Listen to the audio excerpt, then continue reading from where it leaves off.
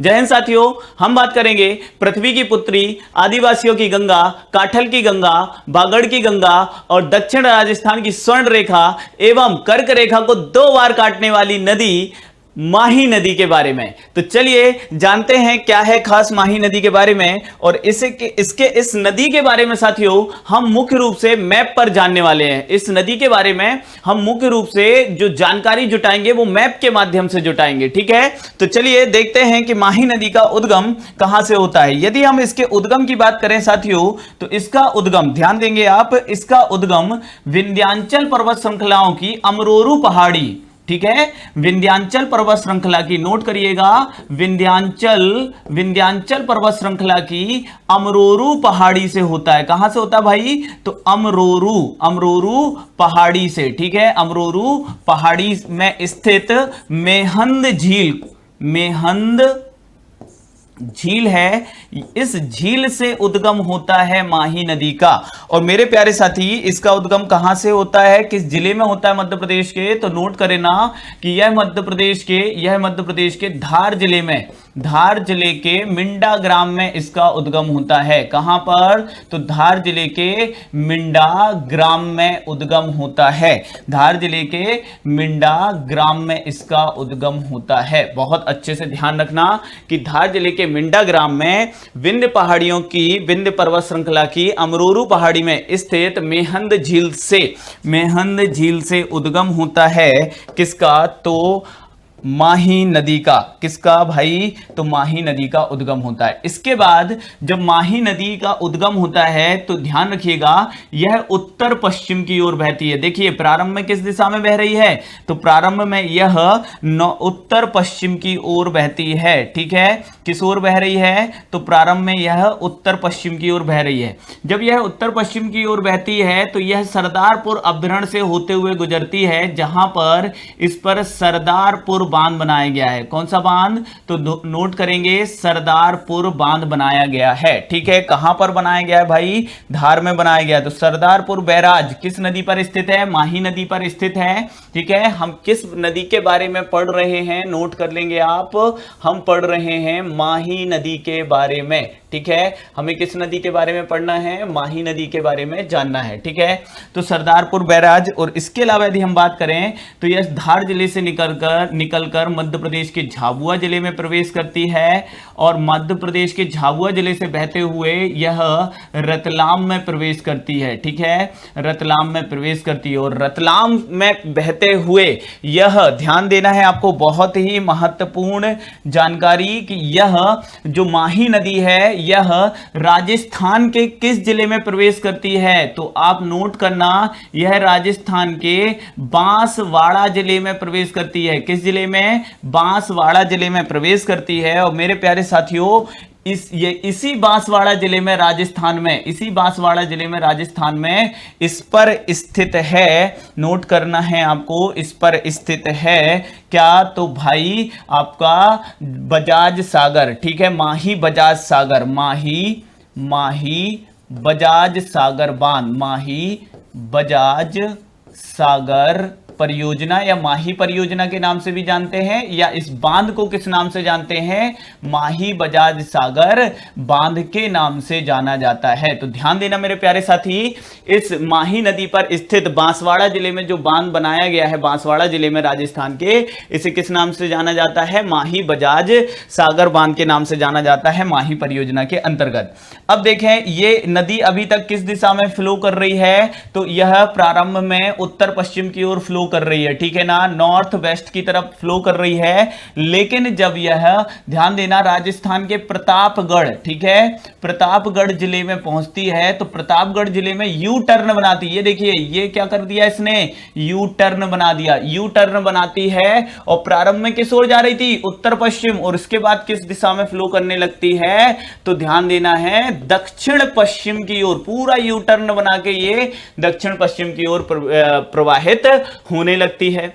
अब जब ये दक्षिण पश्चिम की ओर प्रवाहित होती है प्रतापगढ़ जिले से, तो यह राजस्थान के डूंगरगढ़, ठीक है, डूंगरगढ़ जिले में आती है। और डूंगरगढ़ जिले में मेरे प्यारे साथी ध्यान देना है आपको, डूंगरगढ़ जिले में ध्यान देना है आपको, ठीक है, जाखम, ठीक है, जाखम नदी, ध्यान देना, बहुत अच्छे से ध्यान देना कि जाखम नदी और सोम नदी, ठीक है, जाखम नदी और सोम नदी, ये और फिर माही, ध्यान रखना, जाखम, सोम और किस नदी के बारे में कह सकते हैं, माही, इन तीन नदियों का त्रिवेणी संगम बनता है मेरे प्यारे साथी। कहां पर? डूंगरगढ़ में बनता है, ठीक है, डूंगरपुर में बनता है, ठीक है, डूंगरपुर में बनता है। और ये जो त्रिवेणी संगम बनता है, इसे ध्यान देना आप, इसे किस नाम से जाना जाता है? तो इसे कहते हैं बेणेश्वर धाम, बेणेश्वर धाम, ठीक है, इसे क्या कहा जाता है? बेणेश्वर धाम कहा जाता है। अब मेरे प्यारे साथी ध्यान रखना, इसे आदिवासियों की गंगा क्यों कहते हैं? क्योंकि इसी बेणेश्वर धाम पर भील जनजाति, आपको चूंकि मालूम है मध्य प्रदेश के पश्चिमी भाग में कौन सी जनजाति निवास करती है? मध्य प्रदेश के पश्चिमी भाग में भील जनजाति निवास करती है। इसीलिए भील जनजातियों का एक बहुत बड़ा मेला लगता है। किस जनजाति का? तो भील जनजाति का। भील जनजाति का सबसे बड़ा मेला जो लगता है, भील जनजाति का मेला, वो कहां लगता है मेरे प्यारे साथी? ध्यान देना है आपको, वो लगता है बेणेश्वर धाम, डूंगरपुर राजस्थान में। किन नदियों के संगम पर? तो भाई सोम, जाखम और माही, और ये जो तीन नदियां मिल रही हैं, तो इसे भी क्या कहते हैं? ध्यान रखना है, त्रिवेणी संगम कहते हैं, त्रिवेणी संगम। तो ध्यान रखना, माही नदी पर त्रिवेणी संगम कहां स्थित है? राजस्थान में स्थित है। किन नदियों का त्रिवेणी संगम? सोम, जाखम और माही का त्रिवेणी संगम। अब देखें, भील जनजातियों का सबसे बड़ा मेला लगता है, इसीलिए भील जनजाति में इसे कुंभ माना जाता। तो नोट करना, आपसे पूछा जाएगा आदिवासियों का कुंभ, ठीक है, आदिवासियों का कुंभ, ठीक है, आदिवासियों का कुंभ किस नदी पर लगता है या किसे कहते हैं? तो बेणेश्वर में त्रिवेणी संगम पर लगने वाले कुंभ को, ठीक है, क्या कहा जाता है? आदिवासियों का कुंभ। और इसीलिए आदिवासियों की गंगा किसे कहते हैं? आदिवासियों की गंगा इसी कारण से माही नदी को कहा जाता है। बहुत अच्छे से ध्यान रखना है आपको। अब इसके बाद यदि हम देखें मेरे प्यारे साथी, तो इसके बाद ये नदी आगे प्रवाहित होती है, ठीक है, और इसमें राजस्थान में मोरन नाम की नदी आके मिलती है, ठीक है, किस नाम की नदी आके मिलती है भाई? मोरन, ठीक है, मोरन नदी आकर मिलती है। तो मोरन भी क्या हो गई? इसकी प्रमुख सहायक नदी हो गई। फिर इसके बाद यदि देखें तो अनस, ठीक है, अनस भी इसकी क्या है? प्रमुख सहायक नदी। तो देखिए, डूंगरपुर में मोरन और आपकी अनस, ये क्या हो गई? दो प्रमुख सहायक और नदियां हो गई। सोम, जाखम और माही का जो संगम है एक ही स्थान पर है, और उस स्थान को आप किस नाम से जानते हैं? त्रिवेणी संगम, या यहां पर क्या है? एक शिव मंदिर है जिसे बेणेश्वर धाम कहते हैं, ठीक है, और भील जनजातियों का मेला लगता है, तो इसे क्या कहते हैं? आदिवासियों का कुंभ। इसीलिए आदिवासियों की गंगा किसे कहते हैं? आदिवासियों की गंगा कहते हैं माही को। बहुत अच्छे ध्यान रखना। इसके बाद ध्यान रखना है आपको कि जो आपकी माही नदी है, ये कहां प्रवेश करती है? यह प्रवेश करती है राजस्थान के बाद, जब दक्षिण पश्चिम की ओर बहती है, तो यह प्रवेश करती है कहां पर भाई? तो यह प्रवेश करती है गुजरात में, ठीक है, तो गुजरात। अब देखें, शुरुआत कहां से हुई थी? मध्य प्रदेश से शुरुआत हुई, ठीक है, उत्तर पश्चिम की ओर बही, प्रतापगढ़ से उत्तर पश्चिम की ओर बहते हुए राजस्थान के कहां पर प्रवेश करती है? राजस्थान के बांसवाड़ा से प्रतापगढ़, और फिर डूंगरपुर से होते हुए ये गुजरात के सबसे पहले किस जिले में प्रवेश करती है? माहीसागर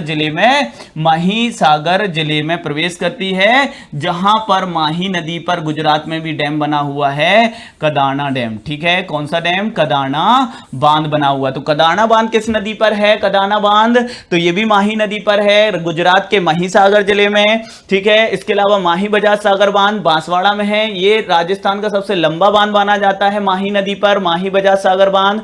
और फिर सरदार बैराज जो बांध बना हुआ है वो तो धार में ही बना हुआ है, ठीक है। और इस प्रकार यह नदी कदाना बांध बना हुआ है, और इसके बाद ये महिसाना जिले से खेड़ा के बाद आणंद, और फिर बड़ौदा जिले में बहते हुए, ध्यान देना मेरे प्यारे साथी, ये कहां पर गिरती है? तो ये भी आपके नर्मदा की तरह यह भी खंबात की खाड़ी में गिरती है। किस खाड़ी में? खंबात की खाड़ी, या हम कह सकते हैं खंबात की खाड़ी के माध्यम से अरब सागर में गिरती है। ठीक है, तो ध्यान रखना खंबात की खाड़ी में गिरती है। तो मध्य प्रदेश की 3 नदियां हैं मेरे प्यारे साथियों जो खंबात की खाड़ी में गिरती हैं, या मध्य प्रदेश में केवल ये 3 नदियां हैं जो सीधे सागरों में जाके मिलती हैं। ठीक है, बाकी मध्य प्रदेश को नदियों का मायका जरूर कहते हो, मध्य प्रदेश से बहुत सारी नदियों का उद्गम होता है, लेकिन वो अन्य नदियों की सहायक बन जाती, जैसे चंबल, पार्वती, काली सिंध, सोन, टोंस, बेतवा, कैन, ये सब क्या है, किसी अन्य नदी की ट्रिब्यूटरीज हैं। ठीक है, जैसे चंबल की बात करें तो यमुना की ट्रिब्यूटरी है, बेतवा यमुना की ट्रिब्यूटरी है। ठीक है, कैन बेतवा की ट्रिब्यूटरी है।